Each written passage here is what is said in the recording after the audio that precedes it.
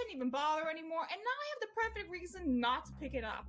It's like, oh, wow, I'm not playing anymore. Guess I didn't miss anything. Guess I'm not left behind. I'm in a big Helldivers 2 DM group on X, and I'm curious to see kind of what people's response to is this in there. If people will continue to play, because the people in this group, they're like, oh, this is they're like Helldivers all the time. Just hook it to my vein, all they want to do is play Helldivers. So I'm gonna need to go through and see what the general mood is on there. But I'll say this: the CEO of Arrowhead and the Helldivers 2 creative director has made a comment about this, and it's it is what it is. Hey everyone, in regards to account linking and questions there too, please reference this link. If you have any further questions, you can reach out using the contact PlayStation support at the bottom of the page. So he's pretty much going like, he's like, hey, if you got any questions, just go over there. Which doesn't even answer any of the questions. I looked at the link. There's like nothing there. I think you have to sign in on PlayStation to ask stuff, and it's like, well, that defeats the purpose. Right. Well, what's funny here is there's a few questions here. You're gonna, cross progression and stuff. Lethal comes in with in his so many words. I mean, he's not wrong. So this was interesting. This guy says, "I'm altering the deal. Pray I don't alter it any further," which is, obviously, Darth Vader, right? That's honestly what happened. This was the contract saying you can play on PC, no problem. And then all of a sudden, oh no, sorry, you have to have a PlayStation account to continue playing. Oh, that's too bad. You can't play this game that you bought. But here's his response though, is him like clapping to it. This is the CEO clapping to that, right? Saying like, what? So the way I take that, if I could read into that metaphor, it's that he's saying this is what happened with Sony, and that he's agreeing with that, just not publicly. Am I reading that wrong?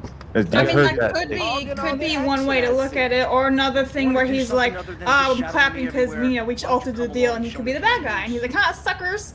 It could be either one. Right. As Warren, you were going to say something? I'm sorry. Yeah, I saw somewhere posted where it was, he was responding in a way that alluded to like our hands are tied and we're being forced into it. But then I also heard the claim that they had been transparent about this from the beginning, saying that they were. Is that true? Do you know whether or not that's true, that they were saying that this potentially could happen? I never saw that, to be honest. Okay. Yeah, I think it's interesting. I saw that being tossed around as well, but I can't speak to that. But Mike, you're right. Says this response screams, guys, it isn't us, it's the publisher. If you want it to reverse, go complain here. We hear you, but there's nothing we can do. Blink twice if this is the case, right? That definitely appears to be, the big thing is that this looks like we've talked about this before, but the publisher to developer relationship, right? The publisher gives the developer a giant bag of money, and they say, go make the game you want to make, right? And the developer comes out and they say, here's the game we wanted to make, and the publisher goes, great, now change all this stuff. And then they go, well, but that's not the game we wanted to make. And they said, well, did you like that giant bag of money?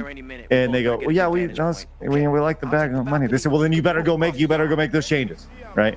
And that's usually how this works when it comes to this. But once again, all just shrouded in this idea of it's for your safety, little man, pat you on the head. And that's the most condescending thing about this. They clearly think that everybody who plays video games are just absolute idiots, and can't see through this stuff. So we'll see if we're talking about Stellar Blade. That's been a big topic of conversation, and Stellar Blade put out a tweet after the whole pushback on them and the censorship, and they're like, hey, we hear you guys, be looking out for an update soon.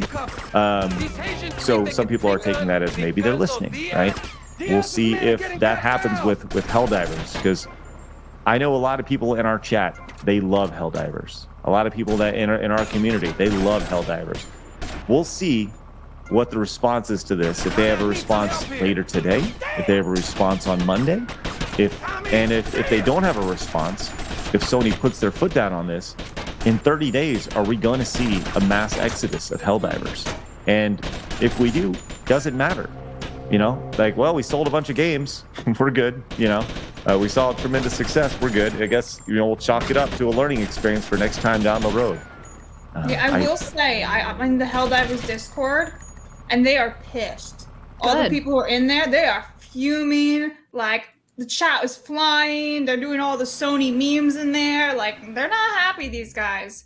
So, it's definitely not like a little tiny thing that's going to go away over the weekend. At least I don't think so. Especially since this is effective soon. Yes. Well, it's so coincidental. Like, we covered that story earlier in the show about them making the offer for $23 million. That was Sony, right? Yep. 26 billion. Sorry. They don't need the money. Yeah. Or the money. But and this is really the time that people have got to keep making noise and pushing back.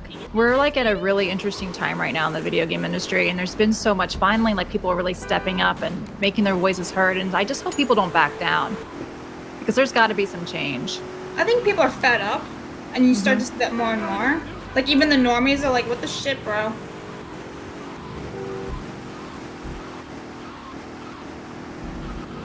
Crazy